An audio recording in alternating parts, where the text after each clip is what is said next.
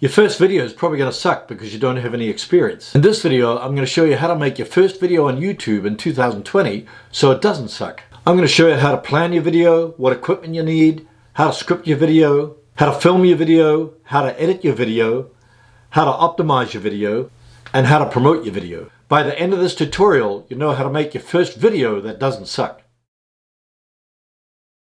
When I first started creating videos, I just used my iPhone. I also used a Logitech webcam which I picked up for 50 bucks.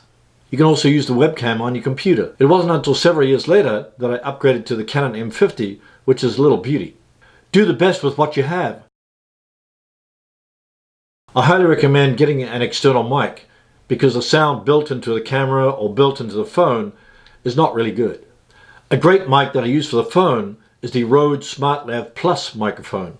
It's a lapel mic that clips onto your shirt.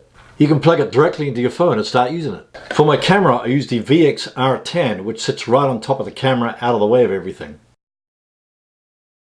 If you can't afford any lighting, you can film outside. Don't try to film in direct sunlight because you get washed out colors. The best time to film outside is in the morning or late in the day when the sun is not directly above you. Alternatively, you can film in the shade. If you're filming indoors and don't have any lights, you can use a soft light that's coming from a window. If you want to control the lighting in your office or in your studio, I highly recommend getting a ring light. You can also use a couple of softboxes on the left and the right at 45-degree angles. In my case, I have the ring light front, a softbox to the left, and a softbox to the right. Great lighting makes a big difference in your video. When I shot my first few videos, I just did them outside where there was natural lighting and beautiful scenery. Nowadays, I use a brick wall as a backdrop. It's not actually a real brick wall, but a wall hanging that I purchased from Amazon. If you're filming a video standing up, you can just get a tripod like this for 20 bucks. If you don't have a tripod for your camera, you can just sit it on some books. If you use your phone, you want to have some kind of clamp that clamps onto your phone and screws onto your tripod. You can also use a desk tripod, which is what I'm using now, like a Gorillapod. The beauty of the Gorillapod is they can wrap the legs around a pole or around a tree when you're shooting outside. Think about planning out content for a series of videos based upon a particular theme. For example, if your main topic is how to grow tomatoes, you can create videos on how to grow tomatoes in a pot, how to grow tomatoes at home from seeds, how to grow tomatoes in containers, how to grow tomatoes indoors in the winter. One of the easiest ways to come up with topics that people are searching for in the search engines is to enter your main keyword phrase in the YouTube search box. For example, if I enter how to grow tomatoes, I get how to grow tomatoes from seed, how to grow tomatoes indoors, how to grow tomatoes in a pot, etc. So you can create a series of videos instead of a solo video. Once you've decided on your topic, you want to script your video by jotting down several bullet points so you can stay on track throughout your video instead of waffling on.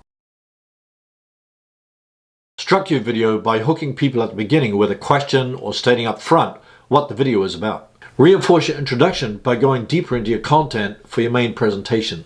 End your video with a strong call to action by inviting people to watch your next video in the series. Try to eliminate any fluff that occurred in the video, such as rambling on about a particular topic.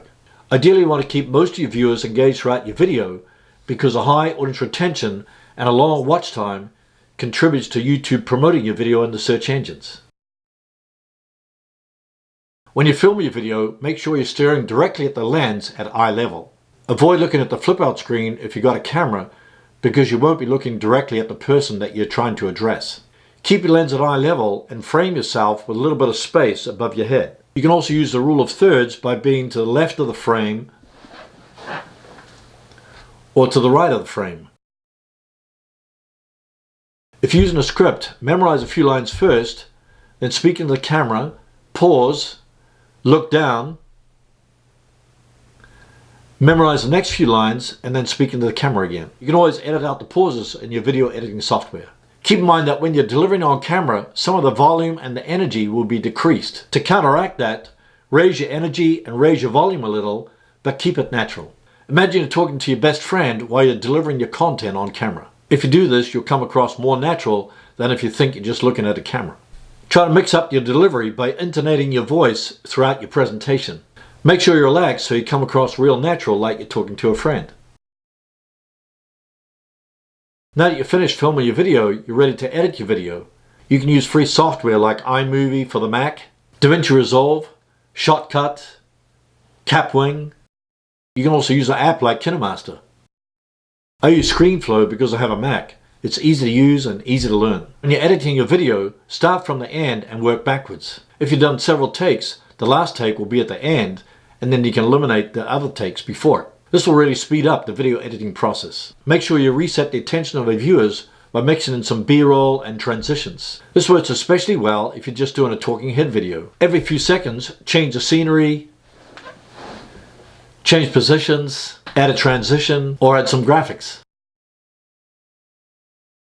After you've finished editing your video, you're ready to publish your video on YouTube. Make sure you create a title that includes your keywords and is also optimized for your viewers. For example, your main keyword phrase could be how to grow tomatoes, which people are entering into the search engines. At the end of that phrase, you could say how to grow tomatoes without any experience. So the phrase without any experience is an emotional phrase that captures your audience's attention. Design a great thumbnail that stands out from your competitors, so when people search in the search engines, they'll see your thumbnail and click on it to watch your video. A high click-through rate will help your video to appear in suggested videos, which appear on the right side of the watch page. They also appear below the video in the YouTube app.